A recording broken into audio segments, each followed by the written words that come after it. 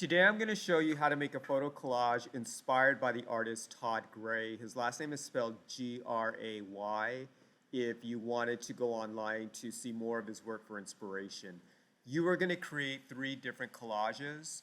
The first collage you're going to create is going to be using 2 images, one on the bottom, one on top. The next collage you're going to create is using 3 images, one on the bottom, one on the middle, one on top.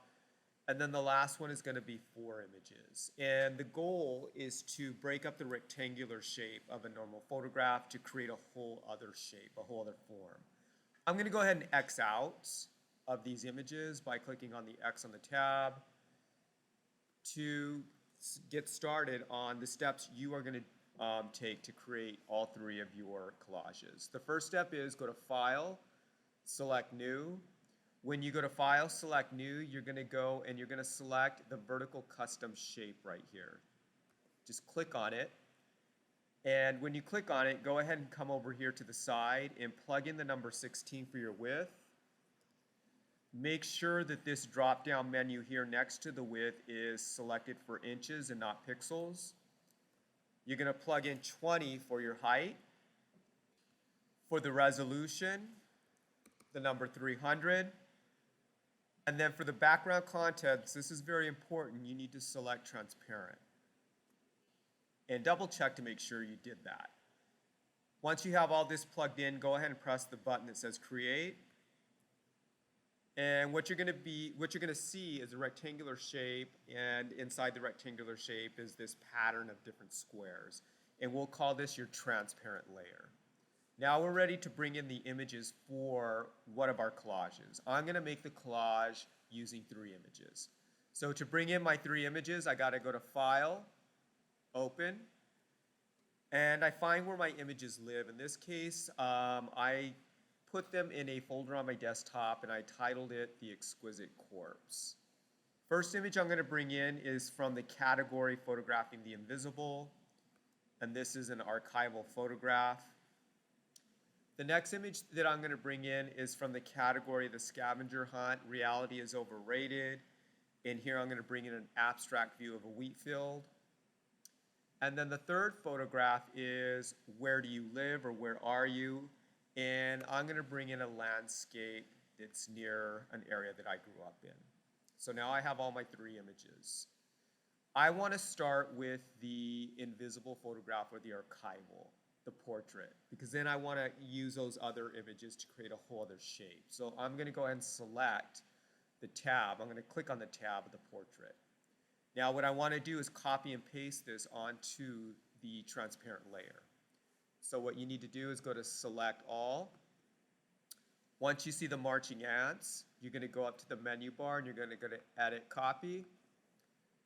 Click on the transparent layer. You go to Edit, Paste. Once you paste it, make sure that you can see those repeated squares on the sides, the top and the bottom. Right now I can only see it on the sides, so I need to go ahead and scale my image down. And this is how you're going to do it. You go to Edit, Transform, Scale, grab one of the boxes and bring it in until you see that nice pattern all the way around your image. Give yourself enough room to work. I think this will be good. Enough room for my other images when I bring them in. Next, I'm going to go ahead and I want to use the wheat field, that abstract image wheat field, to make up the torso or try to connect it in some way to the torso. So I'm going to click on the image on the tab up here that lets me see the wheat field. I'm not going to use the entire image. I'm only going to use a portion. And I'm going to select a portion where I have some nice highlights and some nice shadows.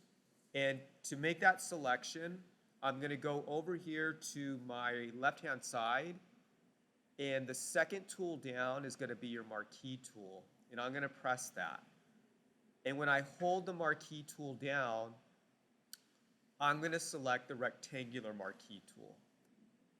You do the same thing. Then what I'm going to do is I'm going to click and drag the area that I want that has some shadows as well as some highlights. And then when I let go, I have the marching ants. And then I'm going to go ahead and copy and paste this area inside the marching ants.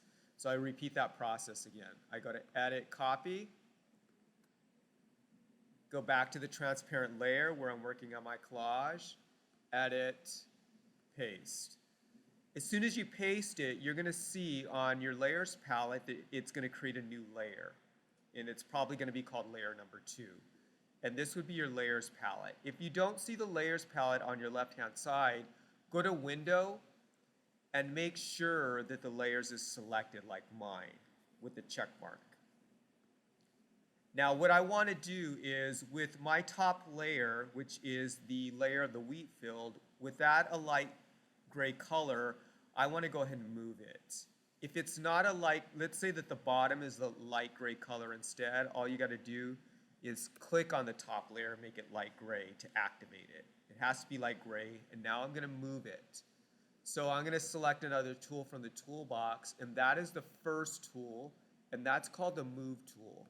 So I select it, and this will allow me to move my wheat field to wherever I want. And I'm going to put it down here where his torso would be. And I need to scale, I need to basically make this larger. So I'm going to use that scale option again to increase the size. I'm going to go to Edit, Transform, Scale. And this time I'm going to grab one of those cropping boxes and I'm going to pull out instead of in. And for me, this kind of represents the torso of this person. Once you got it to where you want it, and again, make sure you have enough of that transparent layer in the back showing, press enter. Now I need to bring in my third photograph, and that's going to be the landscape. And I'm thinking I want the landscape to go over the face, but I'm not going to put the entire landscape over the face. I'm only going to select a portion of it using that same tool, which is a selection tool. First, I need to find my landscape. There it is. I go back to that second tool, which is a selection tool. I'm going to hold down on that tool and I'm going to select the elliptical. This will give you a elliptical sphere shape now. So now I'm going to have an elliptical selection, and what I'm going to select is the sky, some of the horizon, and that fence that it almost reminds me of like a bone or something, like a backbone. Okay, so inside of this area, I'm going to copy and paste it. I'm going to repeat the process again. So I go to Edit, Copy.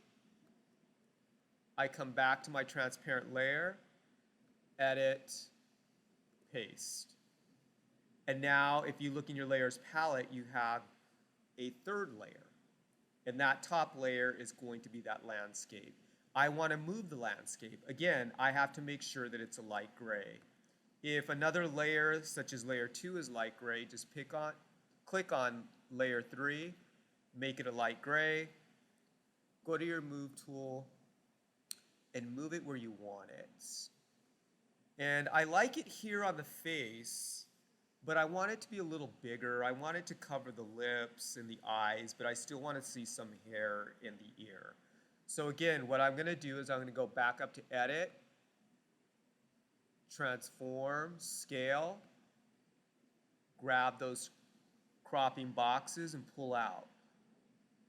And I'm going to scale it so that it looks a little larger than the face, but not so large that it completely covers it up. I still want to see some hair and maybe a little bit of the ear. About right there. And then if you want to start moving things around a little bit more, all you do is click on the layer, go to the Move tool. Let's say you want to move a little further. I'm going to leave it about right here. All right. Now what we're going to do is we're going to click on that top layer again, turn it to light gray, and we're going to create a frame around each one of these images. The first thing that you do is you double click on the layer. When you double click on the layer, you're going to get this window. You select the stroke option. When you select the stroke option, usually all I do is click over here on that stroke layer, and it's going to bring you to this window. And this window will allow you to plug in the size of the stroke that you want. Do not go larger than 12. So you plug in 12, and then double check and make sure that the position says inside, the blend mode is normal, the opacity is at 100, and that your color is black. I gotta have that 122, I gotta make that to 12. Okay, never go larger than 12. Press OK. Now I see I have my first frame around my image. Then I'm going to go to the second layer, and I'm going to repeat the process. Double click, click on stroke, click in the dark gray area, change this number to 12, double check to make sure the color's still black, say OK, and then I'm just going to do it really quickly to the last one. Stroke, click in the gray area, it's 12, black, okay. And now if you wanted to move things around, you can go ahead and click on each layer and move things around. Let's say I want to move this a little bit here. All right, so let's say you like it. Also, before you save it, if you don't want to have a stroke on each image, you can just turn off the eyeball. Like here, I'm going to turn off the eyeball on the wheat field, and the stroke is gone, right? But for now, I'm just going to keep each stroke. But I would definitely keep the stroke on the oval shape because I think it really emphasizes a face. So now I'm ready to save it. You're going to save it two ways. The first way we're going to save it is you're going to save it as a Photoshop file. The second way you're going to save it is going to be a PNG.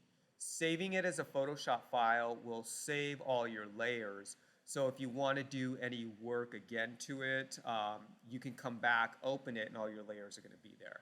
So let's go ahead and save it as a Photoshop file. Plus, I think your teachers are going to want to see all the layers that you've been working on as well. So go to File, Save As, Save on Computer. Go ahead and decide where you want to save it. Is it on the desktop? In my case, it is. In the Exquisite Corpse demo, you can title it C1. And the Save As type needs to be Photoshop. If it's not, just click on it and select Photoshop. And then you press Save. Now we're going to save it a second time. Go to File, Save As, Save on Computer. And now you need to change, well, let's give it a new file name so we don't overwrite it for one. And let's call it C2. Save As type, you need to select PNG. PNG, this is very important. And then you're going to click Save. And again, save it in the same location that you put the first one. Saving it as a PNG will get rid of the layers, and it's also going to get rid of that transparent layer in the back so that you get a new form. So good luck with all three of your collages. You're just going to repeat this same process for the other two, and I look forward to seeing what you all create.